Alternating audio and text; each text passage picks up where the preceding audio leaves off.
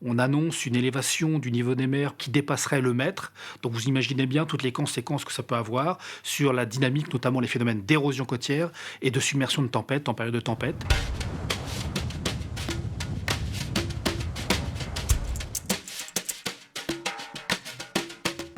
Effectivement, pour le littoral, ça va être très, très compliqué. Ça va exacerber les problèmes d'érosion, notamment pour les plages et les dunes sableuses, mais aussi pour les falaises, crayeuses de Seine-Maritime.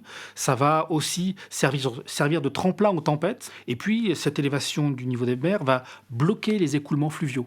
En bloquant ces écoulements fluviaux, vous allez pouvoir avoir des débordements, de ces cours d'eau, donc des inondations plus fréquentes, qui pourront rentrer à l'intérieur des terres de plusieurs dizaines de kilomètres. Je vois pour l'estuaire de la Seine, ces phénomènes-là peuvent infecter au moins jusqu'à Rouen. Cette élévation du niveau des mers peut effectivement impacter les zones humides actuelles, mais aussi peut rentrer dans les nappes phréatiques. D'un côté, il va moins pleuvoir, on va prélever beaucoup plus d'eau, et de l'autre côté, la force marine va être plus importante. Bien évidemment, on risque d'avoir des intrusions salines dans les nappes, et donc rendre les nappes impropres. Donc il y a toute une série de conséquences non négligeables sur le bord de la côte, mais aussi à l'intérieur des terres.